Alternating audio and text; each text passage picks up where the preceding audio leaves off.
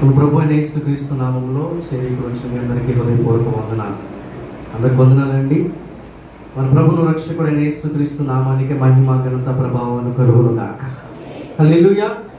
ఈ యొక్క ఆదివారం పునరుద్ధరణపు ఆరాధనకు 7వ నెలలో మీ అందరినీ ప్రేమపూర్వకంగా నేను ఆహ్వానిస్తూ ఉన్నాను. దేవుడు నిశ్చయముగా మీ అందరినీ దీవించి ఆశీర్వదించును గాక. మీరు కూడా ఒకరికొకరు వందనాలు తెలియచేద్దాం.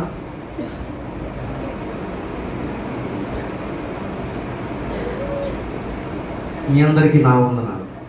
దేవునికి స్తోత్రం కలుగును గాక. దేవుడు మహాకృపను బట్టి గడిచిన సంవత్సరం అంతా మీ మధ్య ఉండడానికి కృప చూపారు. మీతో కలిసి అనేకమైన ఆత్మీయ సంబంధమైన అనుభవాలతో ప్రభు నాకు నేర్పించిన ప్రతి అనుభవాన్ని బట్టి, అనుభూతిని బట్టి ప్రభు నామాన్ని మహిమపరుస్తూ ఉన్నాను. నా కోసం ప్రార్థన చేసి నా ప్రయాణానికి ఎంతవరకు సహాయం చేస్తూ వచ్చిన పరిశుద్ధ ఆత్మదేవుని వలన, అలాగే రెండవదిగా మీరందరూ నా కోసం ప్రార్థన చేశారు. మీ అందరి సంఘ ప్రార్థన బట్టి ప్రభు నామాన్ని స్తుతిస్తున్నాను. ఆమేన్. నేటికి ఈ రోజుకి ఈ విధంగా ఉన్నామంటే one of the greatest reason ఏదైనా నేను కనుగొన్నాను అని అంటే అది సెల్ గ్రూప్ ప్రార్థనలే.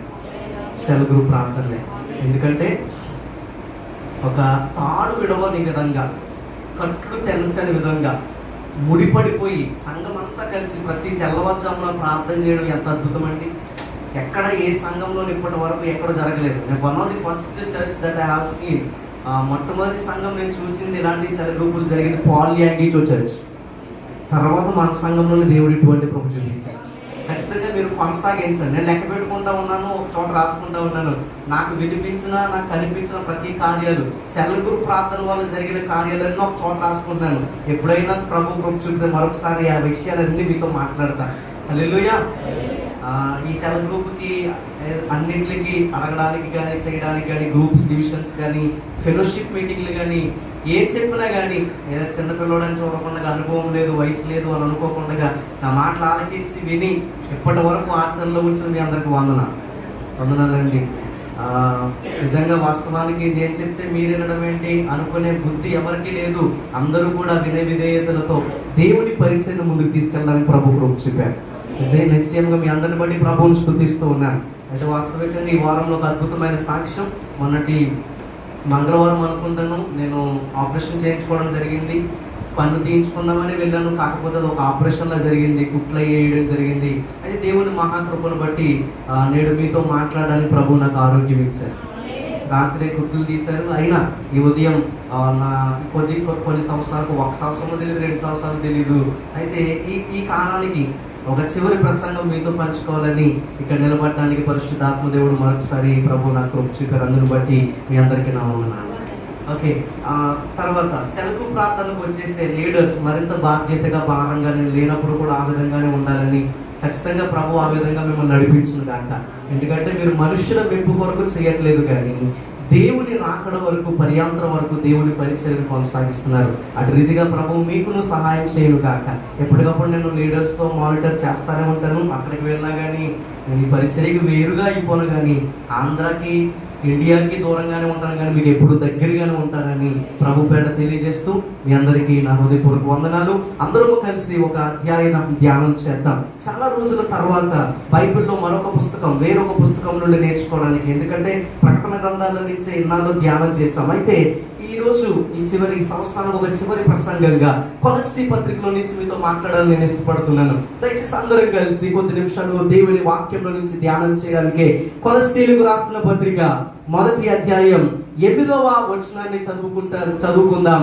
దయచేసి ఎవరైనా చదివి వినిపించవలసిందిగా ప్రభు పేరట తెలియజేస్తున్నాను. కొలస్సీలకు రాసిన పత్రిక, కొత్త నిబంధన, పేజ్ నెంబర్ 182, 1వ అధ్యాయం 8వ మాట చదువుకుందాం.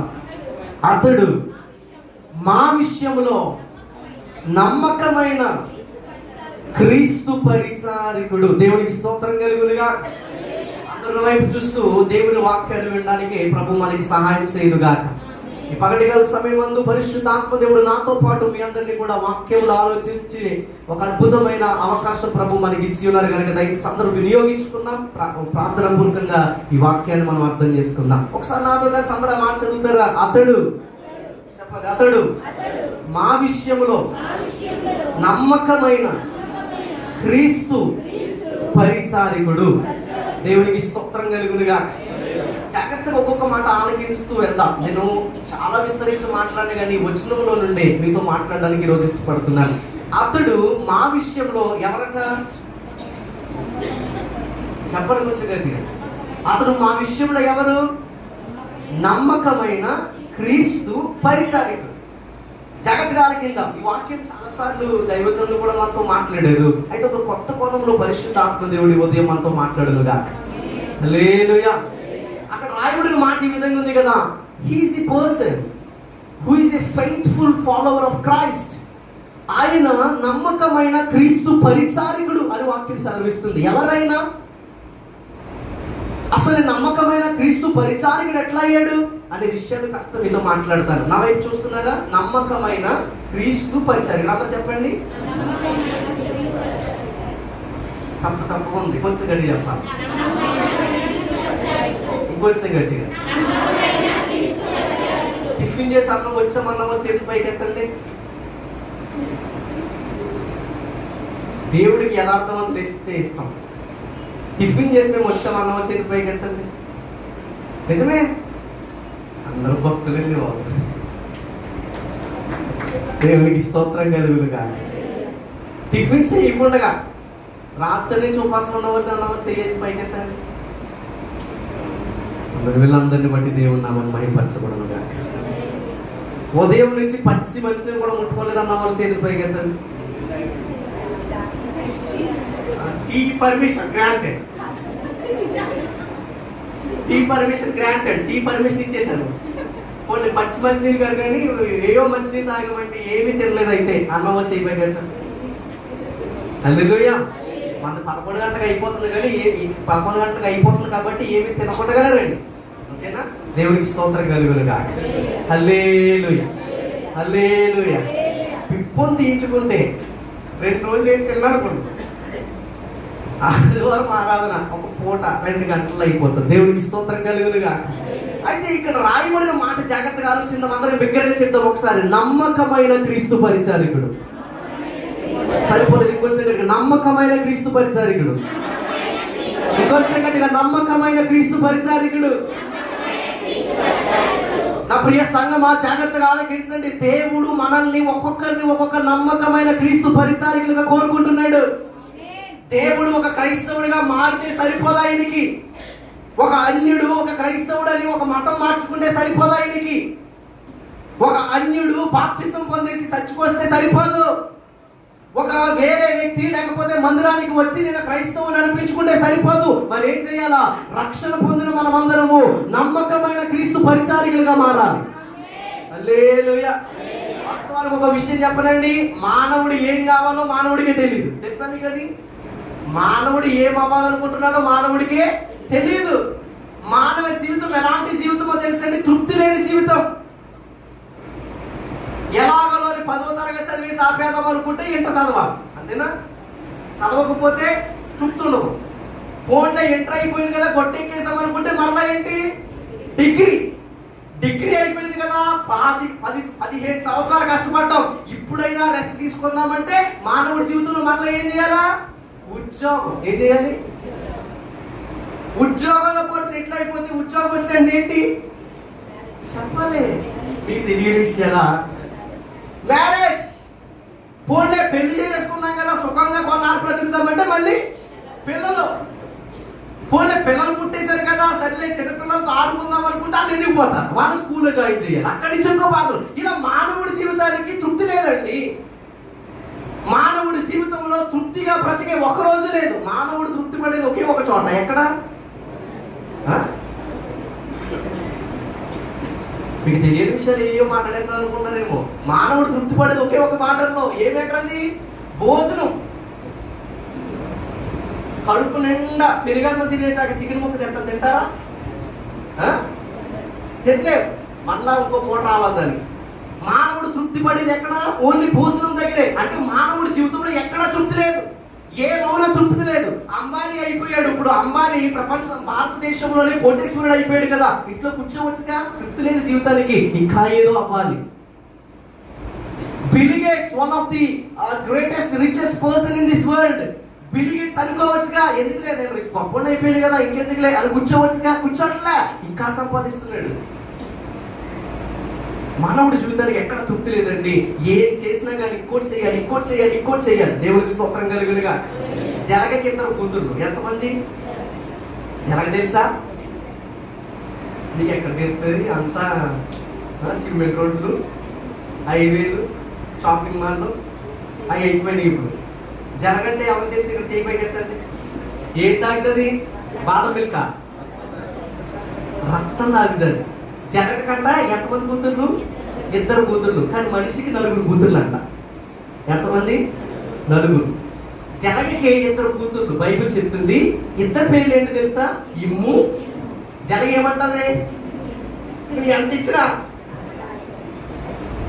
నాకు ఎక్కువైపోయింది, నేను తాగినట్టదా? నువ్వు కాలు నుండి దులిపేంత వరకు నీ రక్తం. బైబిల్ చెప్తున్న సత్యం కదా. జనగకి ఎన్ని కూతుర్లు? 2 కూతుర్లు. మరి మనిషికి 4 కూతుర్లు అంట. 4 పేరు ఏంటో తెలుసా? ఇమ్ము, ఇమ్ము, ఇమ్ము, ఇమ్ము. 4. మనిషి జీవితం ఎట్లాంటిదేనండి? తూర్పు నుంచి వస్తున్నా రా, పడమటి నుంచి వస్తున్నా రా, ఉత్తరం నుంచి వస్తున్నా రా, దక్షిణం నుంచి వస్తున్నా రా. అంటే మనిషి జీవితం అన్ని వైపుల నుంచి రిసీవ్ చేసుకోవడం అయిపోయింది. ఒక పక్క ఉద్యోగం, ఒక పక్కన కుటుంబం, ఒక పక్కన జీవితం, ఒక పక్కన పర్సనల్ లైఫ్, ఒక పక్కన హెల్త్, ఇలాగే ఏ విధంగా చూసినా ఇమ్ము ఇమ్ము. మనిషి జీవితానికి జనగకి ఏ విధంగా అయితే తృప్తి ఉండదో మనిషి జీవితానికి కూడా తృప్తి ఉండట్లేదు ఈరోజు. కానీ ఒక మాట చెప్పానండి, మన జీవితాలకి ఒక అర్థం రావాలన్నా, తృప్తి రావాలన్నా మనం ఒక నమ్మకమైన క్రీస్తు బిడ్డలుగా మార్చబడాలి. దేవునికి స్తోత్రం కలుగునుగాక. క్రైస్తవ్యము అనే ముఖము వేసుకుని క్రైస్తవ్యం అనే పేరుతో చాలామంది అయిపోతున్నా కానీ చాలా మందికి జీవితాల్లో తృప్తి లేదండి. బాప్తిసం పొంది చర్చకు వస్తున్నా కానీ, బాప్తిసం పొంది ఆరాధనలు పాల్పొందుతున్నా కానీ, సేవ చేస్తున్నా కానీ, ఆరాధన చేస్తున్నా కానీ, పాటలు పాడుతున్నా కానీ చాలా మంది జీవితంలో తృప్తి లేదు. అయితే నీ జీవితానికి తృప్తి, పరమునకు దారి దొరకాలని అంటే నువ్వు ఒక నమ్మకమైన క్రీస్తు పరిచారకుడిగా ఈరోజు తయారవ్వాలి. హల్లెలూయా. God is not expecting someone to be Christian. ఆయన క్రైస్తవులుగా మారిపోవడం సమాధానాన్ని కోరుకోవట్లే. ఆయన దేవుడు ఏం కోరుకుంటున్నాడు తెలుసా? ఒక్కొక్క బిడ్డ ఒక్కొక్క నమ్మకమైన క్రీస్తు పరిచారికులుగా కావాలని కోరుకుంటున్నాడు. దేవునికి స్తోత్రం కలుగునుగాక. కానీ ఈ పగటికాల సమయంలో మన ధ్యానం ఏమిటో తెలుసా? నువ్వు ఒక క్రీస్తు పరిచారికులుగా మార్చబడాలి, నేను ఒక క్రీస్తు పరిచారికులుగా మార్చబడాలి. మనమందరము క్రీస్తు పరిచారికులుగా మార్చబడితే ఈ భారతదేశాన్ని క్రైస్తవ దేశంగా మార్చొచ్చు మనం.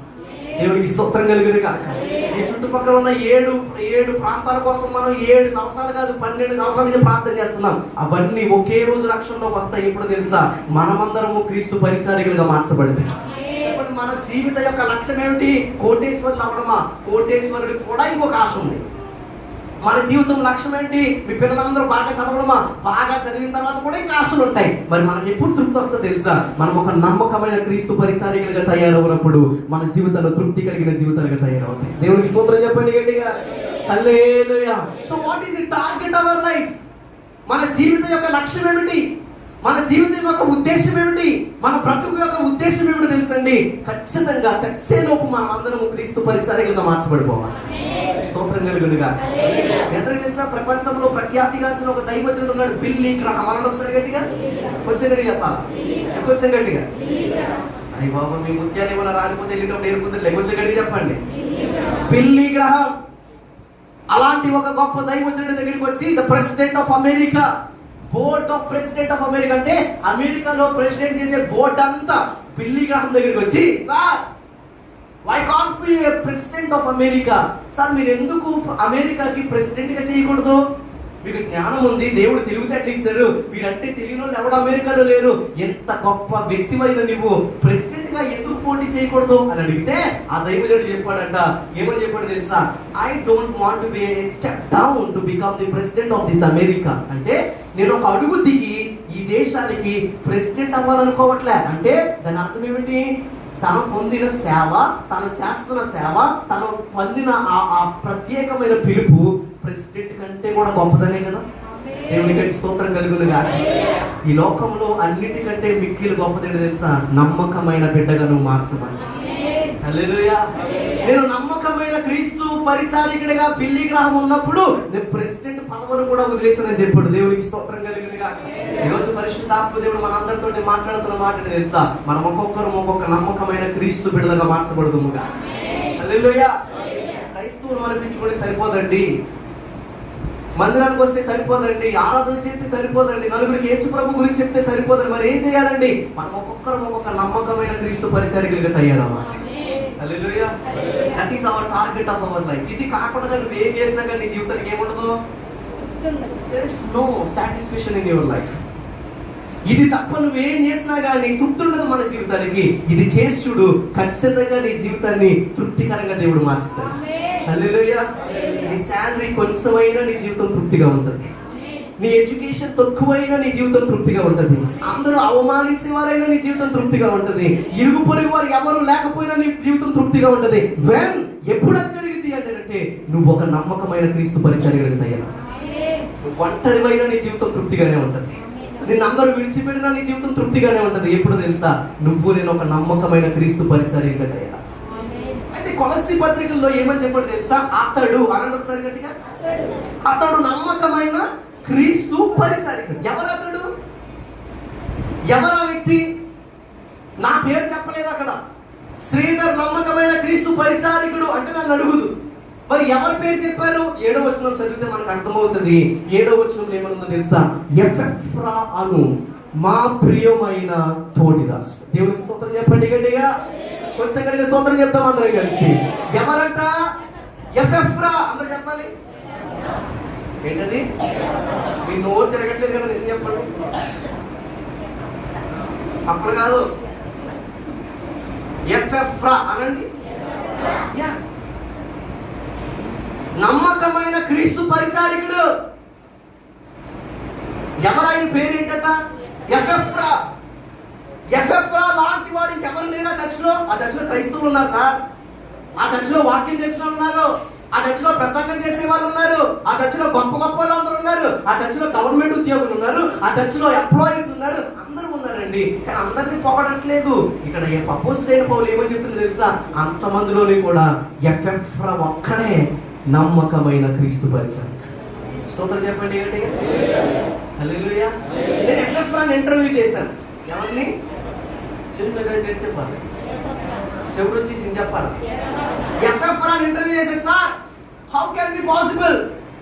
మీ చర్చలో ఇంకా మీకంటే గొప్పలు ఉంటారు కదండి, మీకంటే ధనవంతులు ఉంటారు, మీకంటే అంద సౌందర్యం కలిగిన వారు ఉంటారు, పేరు ప్రతిష్టలు కలిగిన వారు ఉంటారు, రాజకీయంలో ఉన్న వారు ఉంటారు. వాళ్ళందరినీ మానేసి నిన్ను మాత్రమే నమ్మకమైన క్రీస్తు పరిచారికుడు ఎట్లా అన్నాడు పౌలు అని అంటే ఆయన నాకు 2 ముక్కలు చెప్పాడు. అవి 2 నీ చెవిని పాడేసి ఈరోజు వాక్యాన్ని ముగించుకున్నాం. దేవునికి స్తోత్రం కలిగిన గాక.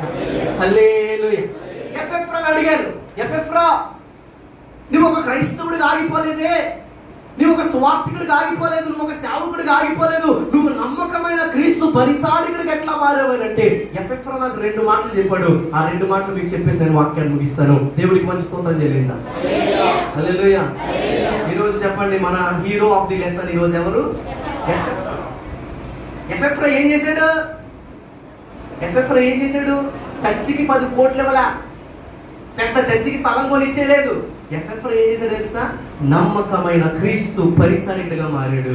కొలస్సీ పత్రికలోనే ఒక గొప్ప పేరుగా మిగిలిపోయాడు. చరిత్రలోనే నెంబర్ 1 పొజిషన్లో అపోస్తుల నోట నుండి వచ్చిన భక్తులలో మొట్టమొదటి పేరులో ఉండిపోయాడు ఎపెఫ్రా. దేవుడికి స్తోత్రం చెప్పండి గట్టిగా. ఇప్పుడు ఎపెఫ్రాని ఇంటర్వ్యూ చేద్దాం సార్. ఏమైంది అసలు? నేను ఎందుకు అలా పొగిడాడు?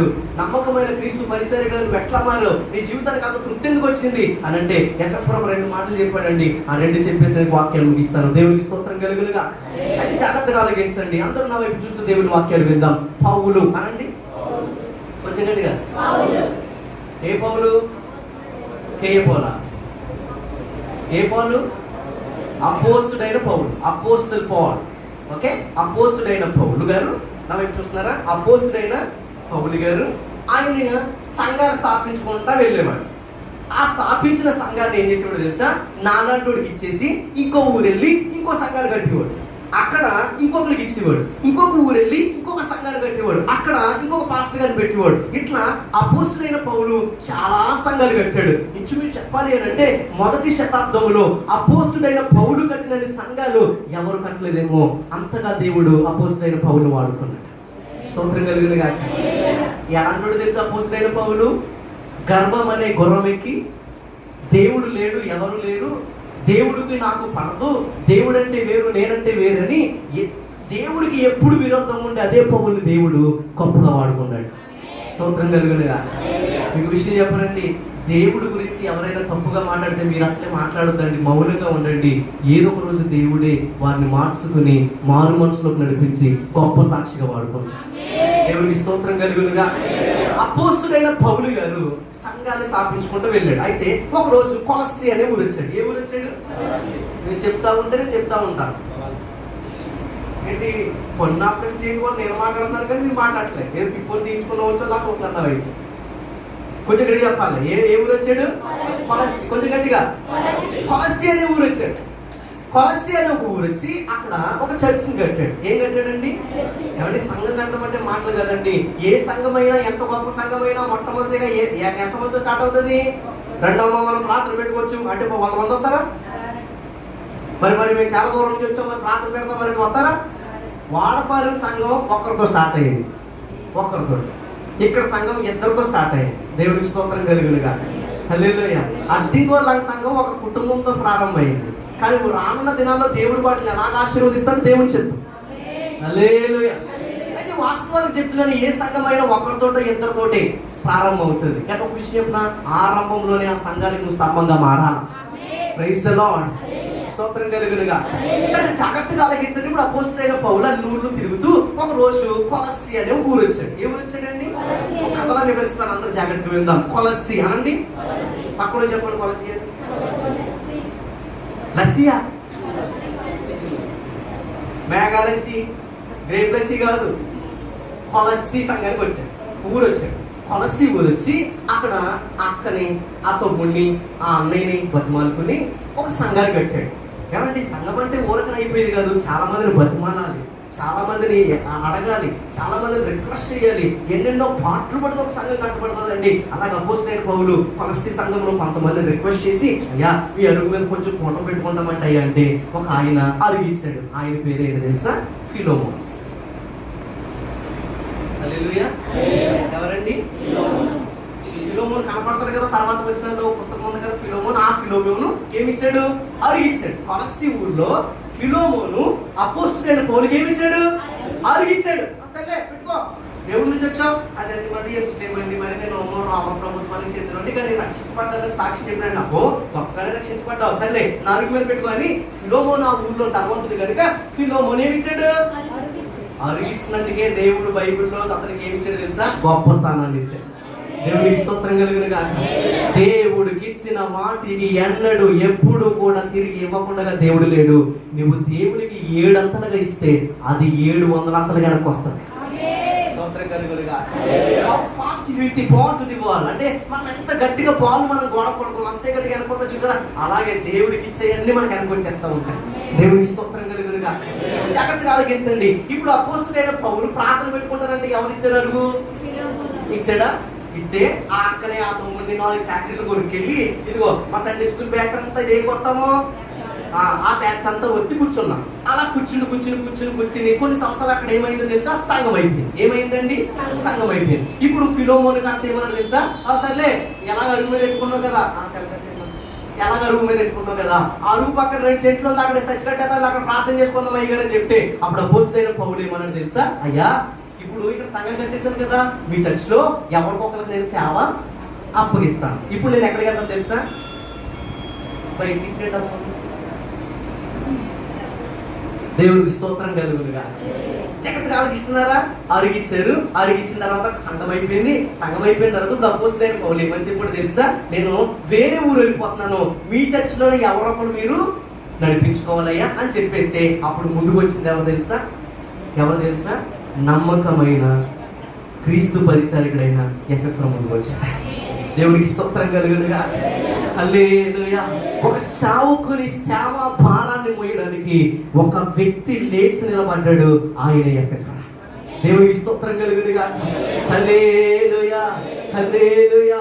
కొత్త నిబంధన సంఘమైన మనం అందరం గమనించాలండి. సేవ పరిచర్య భారం అంటే సేవకులు మోసేది కాదు, సేవకురాలు మోసేది కాదు, కొంతమంది నియమించుకుని వాళ్ళ చేత ఈ మందసాన్ని మోయించడం కాదు. కొత్త నిబంధన సంఘమైన మనమందరము కూడా ఏకాగ్రతతో, ఏక మనసుతో, ఏకాత్మతో సంఘాన్ని ముందుకు మోసుకుంటా తీసుకెళ్ళాలి. దేవునికి స్తోత్రం. హల్లెలూయా. అపోస్తుడైన పౌలు వేరే ఊరికి వెళతానన్నప్పుడు ఆ సంఘమును మోయడానికి లేపబడిన వ్యక్తి ఎపెఫ్రా. బహుశా ఈ రోజు పరిస్థితుల్లో కూడా సేవ కొన్ని చోట్ల కుంటిపడుతున్నప్పుడు, సేవ కొన్ని చోట్ల పడిపోతున్నప్పుడు, పరిచర్య వెనకబడుతున్నప్పుడు మోయడానికి ముందుకు వస్తే నీ పేరు కూడా ఎపెఫ్రా. దేవునికి స్తోత్రం కలిగిన గాక. ఎపెఫ్రా, నువ్వు నమ్మకమైన క్రీస్తు పరిచర్యగా ఎట్లా అయ్యావంటే మొట్టమొదటి చెప్పాడు ఏమని తెలుసా? ఇదిగయ్యా, ఎవరు పరిచర్యలు పట్టించుకోవడానికి ముందుకు రాకపోతే నేను వచ్చి. స్తోత్రం కలిగిన గాక. నమ్మకమైన క్రీస్తు పరిచారికుడని బోర్డు ఎప్పుడు వస్తుంది నీకు? ఇప్పుడు వస్తుంది. ఎప్పుడు తెలుసా? ఎవ్వరు ముందుకు రాలేనప్పుడు నువ్వు ఒక్కరిని ముందుకు వచ్చి పరిచయం చేస్తావు చూసావా, అప్పుడు నీ మీద నమ్మకమైన క్రీస్తు పరిచారికుడని బోర్డు పడుతుంది. అర్థమైన స్తోత్రం చెప్పండి. ఇక్కడ ఎంతమందికి మేము నమ్మకమైన క్రీస్తు పరిచారికులుగా మార్చబడాలన్నవారు చేతులు పైకెత్తండి. ఆశ కలిగి ఉన్నవారు, తృప్తి లేని జీవితానికి తృప్తి వచ్చేస్తుంది ఉంటే. దేవునికి స్తోత్రం కలిగింది కాదు. అయితే అది జరగాలంటే మొట్టమొదటి చెప్తున్నాను, అపోస్తుడైన పౌలు వేరే ప్రాంతం వెళ్ళిపోతున్నప్పుడు ఆ ప్లేస్ ని భర్తీ చేసింది ఎపెఫ్రా. దేవునికి స్తోత్రం కలిగింది కాదు. హల్లెలూయా. ఒక సేవకుని భారాన్ని పంచుకున్నాడు ఎపెఫ్రా.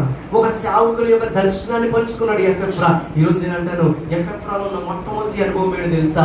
ఎపెఫ్రా, నువ్వు నమ్మకమైన క్రీస్తు పరిచర్యకి ఎట్లా అయ్యావంటే, నేనండి మా పాస్టర్ గారు లేనప్పుడు పరిచర్య నేనే చూసుకున్నానని చెప్పి. ఇది మొట్టమొదటి అనుభవం. మొట్టమొదటి అనుభవం. ఎంత పరిచర్య, ఎన్ని పరిచర్యలు, సేవ, జీవితం, ఇన్నిటికి ఏదో ఒక మూలకి సహాయం అవసరమయ్యో. మరి నువ్వేం చేయాలా? అవసరమైనప్పుడల్లా దేవుని సేవ కొరకు ముందుకు వచ్చును గాక. హల్లెలూయా. హల్లెలూయా. ఈ విషయం చెప్పనండి, దేవుడు పరిచర్య ఎవరైనా చెప్తే ఆశీర్వాదం రాదు. నీకు నివ్వుగా భారం కలిగి చేస్తే ఆశీర్వాదం వస్తుంది. నా మాట మీకు అర్థమవుతున్నాయా? ఎపెఫ్రా అనుకున్నాడు, పౌలయ్య గారు మీరు వెళ్ళిపోతున్నారు కదండి, మీ ప్లేస్ని నేను భర్తీ చేస్తాను. స్తోత్రంగా వినుగా. హల్లెలూయా. సంఘంలో కొన్ని బాధ్యతలు మోయడానికి ఇష్టపడ్డాడు ఎపెఫ్రా. అందుకని ఆయనకి ఏం బిరుదు వచ్చిందో తెలుసా? నమ్మకమైన క్రీస్తు పరిచర్య. ఈరోజు నమ్మకమైన క్రీస్తు పరిచర్యగా నువ్వు నేను తయారవ్వాలంటే నువ్వు నేను కూడా సేవకుని దర్శనాన్ని పంచుకుందువు గాక, సేవా దర్శనాన్ని పంచుకుందువు గాక, అభిషేకాన్ని పంచుకుందువు గాక, ఒకే దర్శనం మీద సంఘం పనిచేయను గాక. ఇది మొట్టమొదటి విషయం. ఎపెఫ్రా, నిజమా మీ పాస్టర్ గారు వెళ్ళిపోయిన తర్వాత ఆ సంఘాన్ని నువ్వే చూసుకున్నావా? Yes, I am the one. ఎవరు లేరు, ఎవరు పట్టించుకోవట్లేదు, ఎవరు లేకపోతే ఏంటి, నేనున్నానని నేను నిలబడ్డాను. అందుకనే దేవుడు నాకు ఏమి ఇచ్చాడు తెలుసా? టైటిల్ నమ్మకమైన క్రీస్తు పరిచర్య. హల్లెలూయా. హల్లెలూయా. ఈరోజు నా ఆశ, మా కోరిక ఏంటి తెలుసా? ఈ పరిచర్యలో ఒక్కొక్కరు ఒక్కొక్క ఎపెఫ్రాలా మారితే మనం అందరం వెళ్ళి ఒక్కొక్క చోట ఒక్కొక్క సంఘాన్ని కట్టేయగలమండి. స్తోత్రం కలిగిన గాక. సేవకుడికి కలిగిన భారం నువ్వు కలిగి ఉంటే నమ్మకమైన సాక్షి అయిపోతావు. రెండో మాట చెప్తాను. ఏమైంది ఎపెఫ్రా తర్వాత అని అంటే, పాస్టర్ గారు ఉన్నంతకాలమే భక్తి బాగా చేశారండి. ఏ సంఘం అది?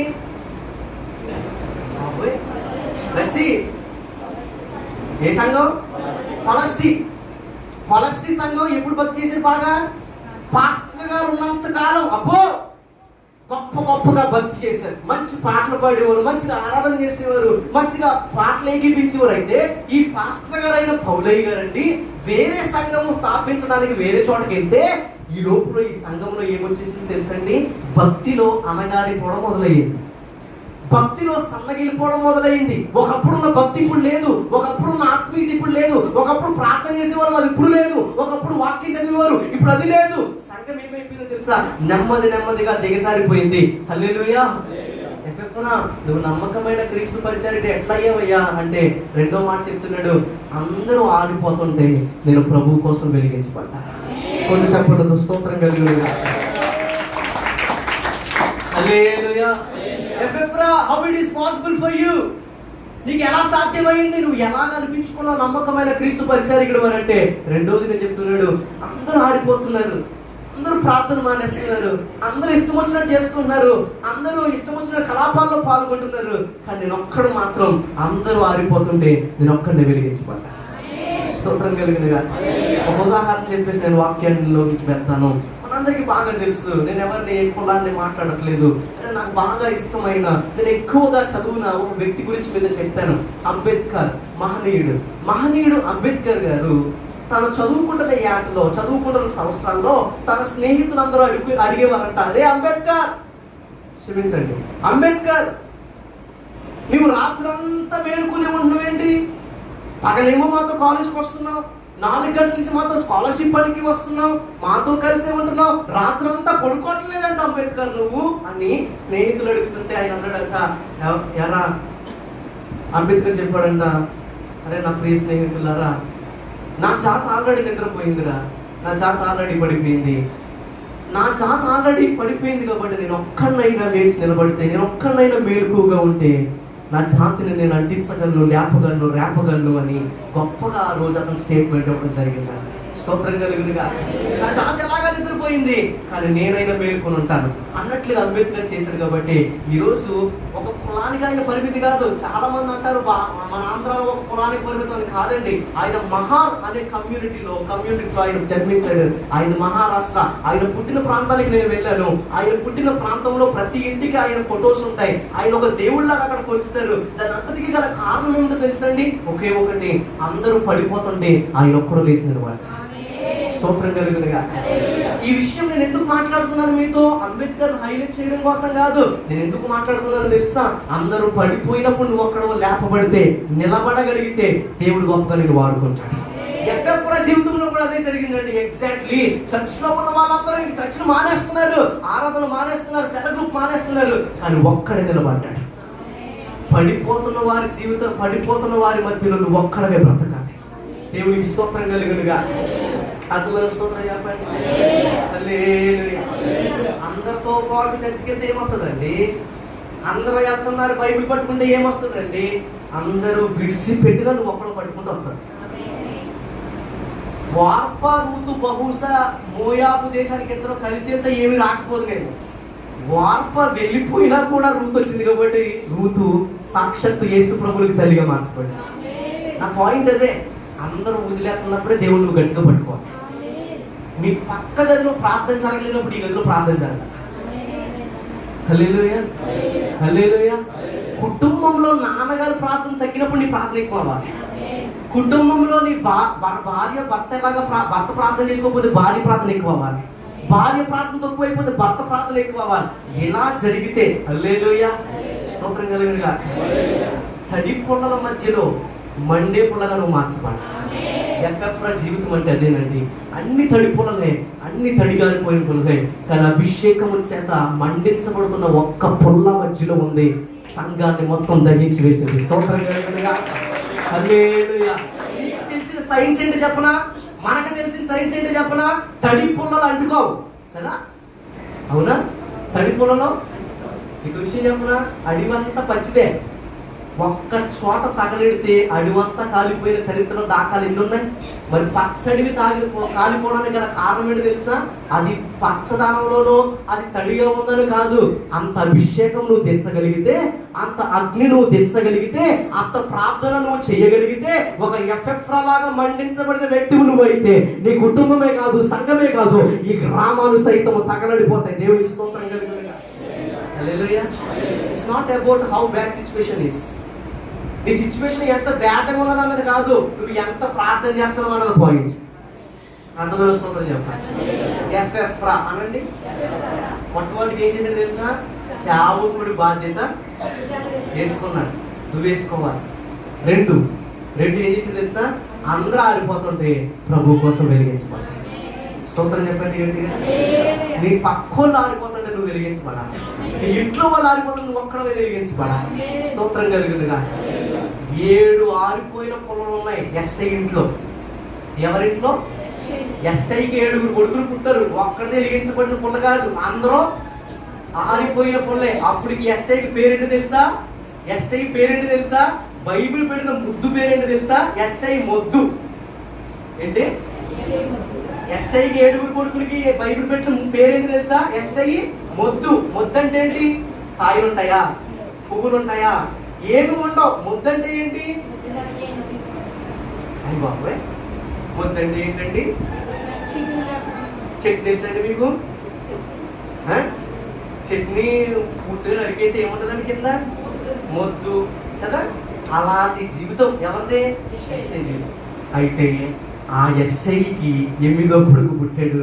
అప్పుడు బైబిల్లో రాయబడిన మాట తెలుసా? ఎస్ఐ మొద్దు చిగురించింది. స్తోత్రం కలుగునుగా. ఇప్పటి వరకు నీ పరిస్థితులు మొత్తే చిగురిస్తాయి. ఎప్పుడు చెప్పినా నువ్వు మన్నించబడతాయి. నీ కుటుంబంలో అందరూ మొత్తే, ఎవరి వల్ల ఏ ప్రయోజనం లేదా? నువ్వు ఒక్కరు చిగురించు, నీ కుటుంబ పరిస్థితులన్నీ మారిపోతాయి. దావీదు ఒక్కడు మన్నించబడ్డాడండి. ఎస్ఐ సాక్షాత్తు యేసు ప్రభువుకి తండ్రిగా మార్చబడ్డాడు. ఇంతకుముందు మొద్దులోళ్ళందరికీ తండ్రి, 7 మొద్దు కొడుకులకి తండ్రి. కానీ 8వ కొడుకు ఒక చిగురులా పుట్టినప్పుడు ఏమైందో తెలుసా? గొప్ప యేసు ప్రభువుకి తండ్రిగా మార్చాడు. నీ సాక్ష్యం మారిపోతుంది నువ్వు ఒక మన్నించబడే వ్యక్తిగా ఉంటే. 2 ఇది. ఇక 3వ చెప్పేసి నేను 2 నిమిషాలు, ఒక 5 నిమిషాల్లో ముగిస్తాను. దేవునికి స్తోత్రం చెప్పండి గట్టిగా. కొంచెం చెప్పాలా? హల్లెలూయా. నా మాట అర్థమవుతున్నాయా? ఎస్ఐ మొట్టమొదటిది నమ్మకమైన సాక్షిగా ఎట్లా అయ్యావు? ఎస్ఐ క్షమించండి, ఎఫ్ఎఫ్రా అని అడిగితే మొట్టమొదటిది ఏం చేశాడు? ఆయన మౌనంగా ఉన్నాడా? ఏం చేశాడు? మొట్టమొదటిగా ఆయన ఏం చేశాడు తెలుసా? సేవకుని భారం నా భారం అనుకున్నాడు. నువ్వు అలాగనుకోవాలి. పరిచర్య నా భారం, సేవ నా భారం అనుకుంటే దేవుడు నీకు కూడా టైటిల్ ఇస్తాడు. అదేంటి తెలుసా? నమ్మకమైన. రెండేంటి? అందరూ చల్లారిపోతుంటే ఎట్లొక్కడో మన్నించు. 3వ విషయం చెప్పేసి నేను వాక్యాన్ని ముగిస్తాను. ఇట్స్ వెరీ ప్రామినెంట్, చాలా ముఖ్యమైన విషయం. ఇప్పుడు సంఘంలో అందరూ ఏమైపోయారు? చెప్పాలి అందరూ కలిసి. మీరు ఎలాగైతే ఫస్ట్ పాయింట్లో ఉన్న జీవం ఇప్పుడు చల్లారిపోయిందో, ఆ సంఘం కూడా చల్లారిపోయింది. గట్టిగా స్తోత్రం చెప్పండి. చల్లారిపోకుండా స్తోత్రం చెప్పండి. ఎఫ్ఎఫ్రా మార్చబడాలన్న గట్టిగా స్తోత్రం చెప్పండి. హల్లెలూయా. ఎఫ్ఎఫ్రా ఇప్పుడు ఏమైందో తెలుసా? 3వ చెప్తున్నాడు. ఏంటి తెలుసా? ఎఫ్ఎఫ్రా చెప్తున్నాడు, మా చర్చ్ అంతానండి చల్లారిపోయింది. ఎవరికి నచ్చినట్టు బాగు చేసుకుంటున్నాడు. దేవుడు అంటే ఇది అంటున్నాడు, దేవుడు అంటే అది అంటున్నాడు. నచ్చినట్టు సేవ చేసుకుంటున్నారు, ఇష్టం వచ్చినట్లుగా సేవ జరిగిచ్చేస్తున్నారు. ఒకడు ముహూర్తం అంటాడు, ఒకడు పెళ్ళి అంటాడు, ఒకడు సాంప్రదాయాలు అంటారు, ఒకడు పసుపు అంటారు, ఒకడు కుంకుమ అంటారు, ఒకడు ముహూర్తాలు అంటారు. ఈ విధంగా ఎవరికి నచ్చినట్టుగా అలా చేసి ఆ సంఘం కాస్త ఏమైపోయింది? చల్లారిపోయింది. దేవునికి స్తోత్రం కలుగునుగాక. ఇది చల్లారి పడిపోయిన సంఘం మరలా ఉజ్జీవింపబడాలంటే అంతకు ముందు ఎవరు చెప్తే బాగుంది సంఘం? చెప్పండి వచ్చినట్టుగా. అంతకు ముందు పౌలు గారు ఉన్నప్పుడు చాలా బాగుంది కదా. ఇప్పుడు పౌలు గారికి ఎఫ్ఎఫ్రా అనుకున్నాడు, మా పాస్టర్ గారిని ఒక్కసారి ఇక్కడ తీసుకొస్తే బాగుంటుంది అనుకుని ఎఫ్ఎఫ్రా ఏం చేశాడు తెలుసా? పాస్టర్ గారు ఎక్కడ ఉన్నాడని ఫోన్ చేశాడు. ఏం చేశాడు? మరి ఫోన్లు ఉన్నాయా? మరి మీరు ఎలాగైంది అంటున్నారు? స్తోత్రం కలుగునుగా. పాస్టర్ గారు ఎక్కడ ఉన్నారో ఎంక్వైరీ చేశాడు. ఒకప్పుడు సంఘం చాలా బాగుండేదండి. అపోస్తులైన పౌలు సంఘంలో ఉన్నప్పుడు ఒక్కడ ముహూర్తం అనేవాడు కాదు, ఒక్కడు పెళ్ళిళ్ళు అనేవాడు కాదు, ఒకడు ఆదివారం మానేసేవాడు కాదు. ఇప్పుడు ఆదివారాలు మానేస్తున్నారు, శనివారాలు మానేస్తున్నారు, శుక్రవారాలు మానేస్తున్నారు, సెలవు గ్రూపులు మానేస్తున్నారు. సంఘం అంతా చల్లారిపోయిన పరిస్థితికి వచ్చేసింది. అప్పుడు ఎక్కడెక్కడ ఒక ఆలోచన వచ్చింది, మా పాస్టర్ గారిని ఒక దాకా తీసుకురావాలి ఇక్కడ కంపల్సరీగా. దేవుడికి స్తోత్రం కలుగునుగా అని అనుకుని పాస్టర్ గారు ఎక్కడ ఉన్నారో ఎంక్వైరీ చేశారు. ఎంక్వైరీ చేస్తే ఆ నోట ఈ నోట తెలిసింది. ఆయన ఎక్కడున్నాడని తెలుసా? ఎక్కడున్నాడని తెలిసింది తెలుసా? ఆయన అప్పటికే రోమా జైల్లో ఉన్నాడు. ఎక్కడున్నాడు? కొంచెం చెప్పాలి. రోమా జైల్లో ఉన్నాడు. అయిపోయి ఇప్పుడు రోమా జైలుకి వెళ్ళాలా మనం అని అనుకుని మొత్తం మీద ఆ ఇల్లు ఇచ్చాడు కదా. ఇల్లు ఇచ్చిన ఆయన పేరేంటి? ఇంత చెప్పాను, ఫిలోమోన్. ఫిలోమోన్ దగ్గరికి వెళ్ళి, అయ్యా మీరు దొబ్బల్లో కొంచెం పేరు పని కూడా ఉన్నవాళ్ళు కాబట్టి కొంచెం పాస్టర్ గారు అంటే జైల్లో ఉన్నారంటే ఎవరి చేత రికమెండేషన్ చేయించి ఒకసారి తీసుకొస్తే మన సంఘాన్ని ఉజ్జీవింపజేసి వెళ్ళిపోతాడంటే చెప్పాను. దేవునికి స్తోత్రం కలుగునుగా. ఏం చేసి వెళ్ళిపోతాడు? ఏమన్నా ఒక విషయం చెప్పనండి, సంఘములో ఉద్యోగం ఎప్పుడు తగ్గిపోతుందో తెలుసా? సరైన ఉపదేశం లేనప్పుడు. స్తోత్రం కలుగునుగా. సరైన వాక్యం లేనప్పుడు, ఒక మనిషి లేనప్పుడు, ఎవరైనా వ్యక్తులు లేనప్పుడు కాదండి సంఘం ఉద్యమం లేకపోవడం. దేవుడు ఆ సంఘంలో లేకపోతే ఉద్యమం తగ్గిపోతారు. అర్థమైన స్తోత్రం చెప్పండి. హల్లెలూయా. మన సంఘంలో నిరంతరము దేవుడు నివాసము చేయునుగా. మొన్న ఆదివారం మీకు చెప్పాను కదా, వాడపల్లిలో ఒక ఆవిడ 1,00,000 ఖర్చు పెట్టిందంట. మొత్తం సేవకులు, ఆంధ్ర తెలంగాణ రాష్ట్రాల్లో ఉన్న సేవకులు అందరి దగ్గరికి తిరిగేశారంట. గొప్ప కోసం కదా నేను చెప్తుంటా, జాగ్రత్తగా ఆలోచించండి. అయితే ఆ సిస్టర్ గారు ఓవైట్ నుంచి వచ్చి వాళ్ళ అక్కగారి ఇంటి దగ్గర ఉంటా చర్చ్కి వచ్చారు. ఒక 2 వారాలు వచ్చి ఉంటారు బహుశా. వాళ్ళు ఎవరో చెప్పారంట, మా పాస్టర్ గారు చేసి ప్రార్థన చేస్తే ఖచ్చితంగా నీ గర్భఫలం తెలుస్తాడు దేవుడు అని చెప్తే ఆమె అనుకుందంట, మొత్తం ఆంధ్ర తిరిగేశాను, చెప్పాలా తెలంగాణ తిరిగేశాను, అక్కడ అరబ్ కంట్రీస్లో కూడా చాలా చోట్ల ప్రార్థన చేయించుకున్నాను. ప్రార్థనే కాదంట, ఈవిడ ఏం చేసింది తెలుసా, ఇంకేముంటాయి, ఆల్టర్నేటివ్ ఉంటుంది కదా, దేవుడితో పని అవ్వకపోతే మమ్మీ ఎవరికి తెలియదు బాబోయ్, దేవుడితో పని అవ్వకపోతే ఆల్టర్నేటివ్ ఉంటుంది మన వాళ్ళకి. ఎక్కడ దెయ్యంతో పని ఉంటుంది కదా, అక్కడ కూడా వెళ్ళిందంట. అక్కడికి వెళ్ళిందంట, ఎవరైనా చేపలు చేయించారేమో, కడుపు రావట్లేదు, లేకపోతే నాకు పిల్లలు పుట్టట్లేదు, నాకు భయపడిపోయి అక్కడ కూడా వెళ్ళిందంట. వాళ్ళు కూడా ఏమీ చేయలేకపోయారు. ఎంతమంది చేయలేదు. మాస్టర్ గారు ఏం చేస్తారో, ఇది చిన్న ఖర్చు, ఒక పక్కన రేగు ఊడిపోతుంది, దేవుడికి స్తోత్రం కలిగినగా. ఒక పక్కన ఏముడిపోయింది, రేగు ఊడిపోయింది, ఒక పక్కనేమో పరకం దిగిపోయింది, చిన్న చచ్చింది, ఇక్కడేముంటాడు దేవుడు అని అనుకున్నంట. మొత్తం మీద అందరూ చెప్పిన ఉద్దేశంతో సేవకుల దగ్గరికి వచ్చి ప్రార్థన చేయించుకున్నారంట. దేవుడికి స్తోత్రం కలిగినది కాదు. అక్కడ చెప్పిన సాక్ష్యం మా గొప్ప కోసం కాదు. ఒక విషయం చెప్తాను, ఆ అక్కేమన్నది తెలుసా, మన వాళ్ళ సాక్ష్యం చెప్తా. ఇక్కడ వాడపల్లి విశ్వాసం ఉన్నా లేకపోయినా, కొత్తపేట నుంచి పాస్టర్ గారు వచ్చినా రాకపోయినా, ఈ చర్చ్లో దేవుడు ఉన్నాడు. స్తోత్రం కలిగినగా. సంఘానికి ఘనత జనాలు వస్తేనో, సంఘానికి ఘనత మనుషులు ఉంటేనో కాదండి, సంఘానికి ఘనత దేవుడు ఉంటే. దేవుడికి స్తోత్రం కలిగినగా. ఇప్పుడు అపోస్తలుడైన పౌలు వెళ్ళిపోయినంటే కొలస్సీ సంఘం ఏమైపోయింది, చల్లారిపోయింది. ఇప్పుడు ఎఫ్ఎఫ్ఆర్ అనుకున్నాడు, ఎలాగైనా మా పాస్టర్ గారిని ఒకసారి తీసుకురావాలనుకున్నాడు. ఎమ్మెల్యే గారి దగ్గరికి వెళ్ళాడు, ఏం సహాయం చేయలేదు. ఫిలోమోన్ దగ్గరికి వెళ్ళాడు, ఏం సహాయం చేయలేదు. ఇట్లా ఈ ఎఫ్ఎఫ్ఆర్ అందరి దగ్గరికి వెళ్ళి సహాయం ఏమి పొందుకోలేకపోయాడు. ఒక పక్కేమో సంఘం నాశనం అయిపోతుంది, చల్లారిపోతుంది. వెంటనే ఎఫ్ఎఫ్ఆర్కి ఏమనిపించింది తెలుసా, అయ్యో ఎవరు వెళ్ళకపోతే నేనేం చేస్తాను తెలుసా, ఈ సంఘాన్ని కొద్ది రోజులు ఎవరికైనా అప్పగించి నేనే నా దాచుడి దగ్గరికి వెళ్తాను. స్తోత్రం కలిగినగా. ఇక్కడే పాయింట్ చాలా హైలైట్ చేసుకోండి. నా వైపు చూస్తున్నారు ఒకసారి. ఆ రోజుల్లో ప్రయాణం చేయాలంటే ఎలా వెళ్ళాలి? ఇప్పుడు కారు, బండి, bus, sleeper, AC, non AC, semi sleeper, super luxury ఇవన్నీ ఉన్నాయి. ఆ రోజుల్లో ఏమీ లేదు, మొత్తం అంతా ఏంటి, కాలినడకే. అయితే ఇప్పుడు అపోస్తలుడైన పౌలు ఏ జైల్లో ఉన్నాడో, రాజమండ్రి సల్లపల్లి సెంట్రల్ జైలు, రాజమండ్రి జైల్లో లేడండి.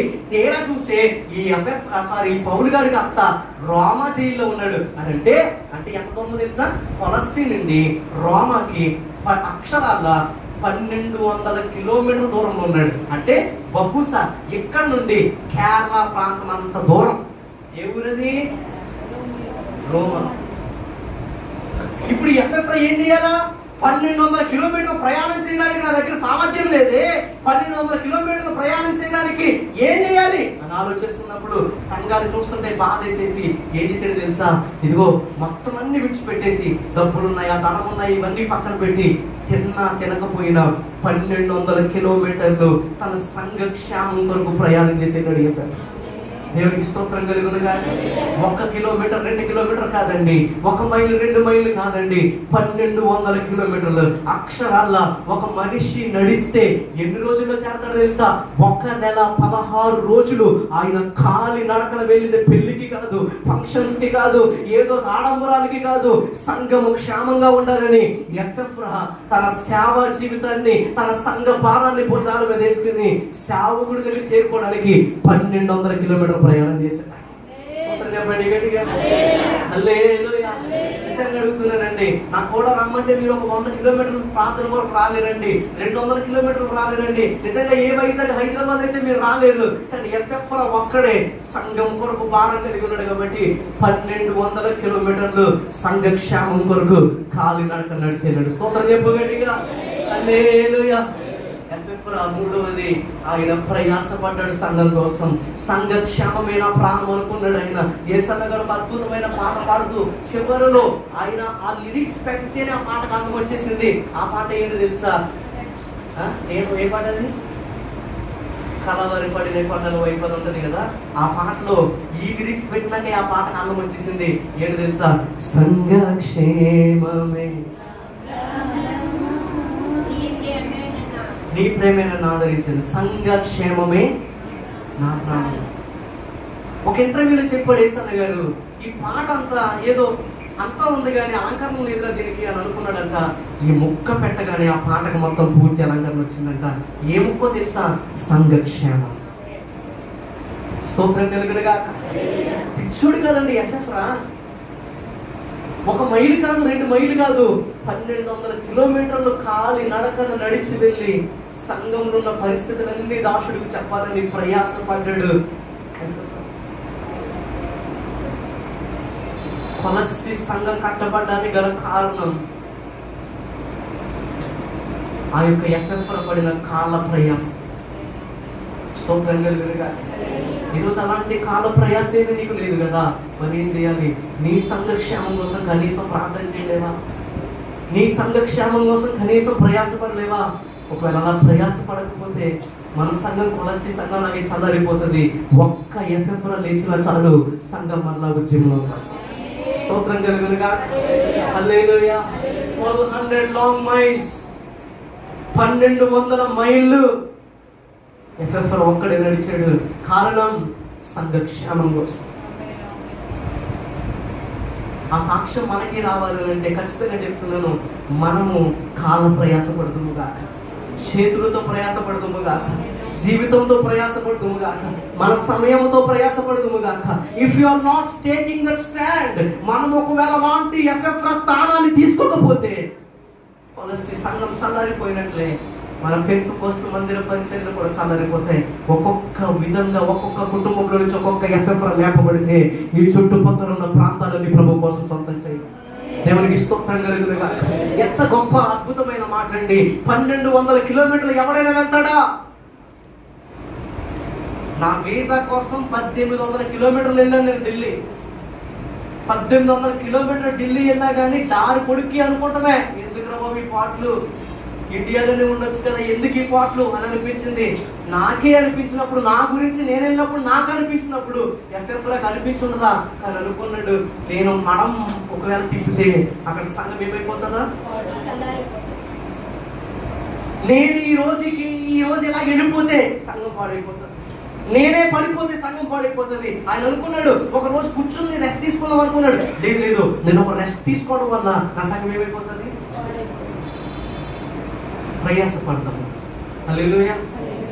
ఎఫ్ఎఫ్ఆర్ రావాలి. 3వదిగా మనం ప్రయాసపడుతాము కాక. స్తోత్రం కలుగునుగాక.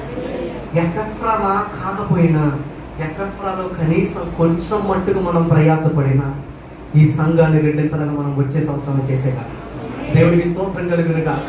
ఈ చుట్టుపక్కల ప్రాంతాలన్నీ పడిపోతున్నాయి కదా, అందరూ చల్లారిపోతున్నారు కదా, ఎప్పుడు ఎవరు మరణిస్తున్నారో తెలియట్లేదు కదా, నరకంలో ఎప్పుడు ఎవరు పడిపోతారో తెలియదు కదా. కనీస బాధ్యతగా ప్రభువుని మీద పెట్టిన భారం ఏంటో తెలుసా? ఈరోజు సంఘం కొరకు, క్షేమాభివృద్ధి కొరకు ప్రయాసపడదు కాక. ఎలా ప్రయాసపడాలి? With all possible ways. మీకు ఎలా సాధ్యమైతే అలాగా. కాబట్టి కాళ్ళు లేనోడిని 1200 కిలోమీటర్లు నడమని నడుతాడా? మరి వాడికి ఎలా సాధ్యమైతే అలా చేయాలి. దేవునికి స్తోత్రం కలుగునుగాక. మీకు ఎలా సాధ్యమైతే అలాగా ఈ పరిచర్యకు సహకరించి మనం ఈ పరిచర్యని కొలస్సీలో ఉన్న ఆరిపోయిన పరిస్థితిలో నుండి హల్లెలూయా హల్లెలూయా ఒక అద్భుతమైన సంఘంగా మార్చుదుము గాక, ఒక దెస్సలోనిక సంఘంగా మార్చుదుము గాక. హల్లెలూయా. ఒక ఫిలదెల్ఫియా సంఘంగా మార్చుదుము గాక.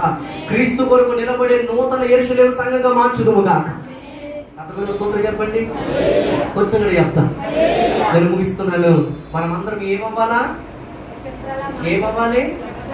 నువ్వు ఒక నమ్మకమైన సాక్షిగా మార్చబడలేదనుకో, నువ్వు ఎఫ్ఎఫ్ఆర్ జీవితం లాంటి అనుభవాలు నీ జీవితంలో లేవనుకో, మన జీవితానికి తృప్తుండదండి. మన నమ్మకమైన సాక్షులుగా బ్రతకలేం. కేవలం ఒక క్రైస్తవులుగా బ్రతికేస్తాం. ఆదివారం వస్తాం, వెళ్ళిపోతాం. ఏదో ఆ రోజుకి ఆ రోజు తృప్తి అనిపిస్తుంది. కానీ నువ్వు ఒక ఎఫ్ఎఫ్ఆర్ లా మారిపోతే నిన్ను చూసి అనేక మంది గొప్పవారిగా మార్చబడతారు. నీ జీవితం అనేక మందికి సాక్షాత్తంగా నిలిచిపడిపోతుంది. కనుక చెప్పండి, ఈరోజు మన ధ్యేయం, మన మాట ఏంటి తెలుసా? ఎలాగైనా నమ్మకమైన క్రీస్తు పరిచారికలుగా మార్చబడాలి. మరి అలా మార్చబడాలంటే మొట్టమొదటి ఎఫ్ఎఫ్ఆర్ ఏం చేశాడు? సేవకుడు బాధ్యత, సేవకుడి భారం, సేవకుడి దర్శనం మోయాలి. ఎఫ్ఎఫ్ఆర్లో ఉన్న మొట్టమొదటి లక్షణం. 2, అందరూ పడిపోయినప్పుడే నువ్వు నిలబడాలి. అందరూ కలిసి ఉన్నప్పుడు వాళ్ళతో కలిసి ఉండు, సమస్య లేదు. అందరూ పడిపోయినప్పుడు నువ్వు ఒకరు నిలబడ. కొంతమంది ఇప్పుడు వచ్చిన ఎక్కువ ప్రాబ్లం ఎక్కడ వచ్చేస్తుంది తెలుసా క్రైస్తవ్యంలో? వాళ్ళు చేస్తే మేము చేస్తాం, మేము చేస్తే ఏం చేస్తాం. లేదు లేదు, అందరూ పడిపోయినప్పుడు నువ్వు నిలబడు. హల్లెలూయా, స్తోత్రం చెప్పండి గట్టిగా. మూడవది 1200 కిలోమీటర్లు అండి. అంత సంఘక్షేమం కోసం బాధ్యత తీసుకున్నాడు. ఈరోజు నీ సంఘం కోసం ఏం ప్రయాసపడుతున్నావు? నీ మనసుకు నువ్వే ఆలోచన చేసుకో. ఎఫ్ఎఫ్రా లాగా అతనికి ఏం సాధ్యమైంది? 1200 కిలోమీటర్కి వెళ్ళడం సాధ్యమైంది. ఈరోజు ఇక్కడ నిలబడి నువ్వు ప్రభువుని అడుగు, ప్రభువా నేనేం చేయాలి పరిచర్య కోసం, నా బాధ్యత ఏంటో చెప్పండి, నువ్వు ప్రార్థన చేయి, ప్రభువే నీకు బయలుపరుస్తాడు. అదొక తీర్మానంగా తీసుకుని ఎఫ్ఎఫ్రా ముందుకు కొనసాగితే కొలస్సీ సంఘం మారిపోయినట్లుగా మన సంఘం మారిపోదు, ఫిలదెల్ఫియా సంఘం వలె మండించబడుతుంది. అటు విధిగా ప్రభు చూపునుగా. హల్లెలూయా. మోకరిద్దాం, అందరం మోకరిద్దాం. What is our target of our life? మన జీవిత లక్ష్యం ఏంటి? నమ్మకమైన క్రీస్తు పరిచారకులు. వాక్యం విన్న వాళ్ళందరూ త్వరగా మోకరించండి. వాక్యం విన్న వాళ్ళందరూ త్వరగా మోకరించండి. దేవుడు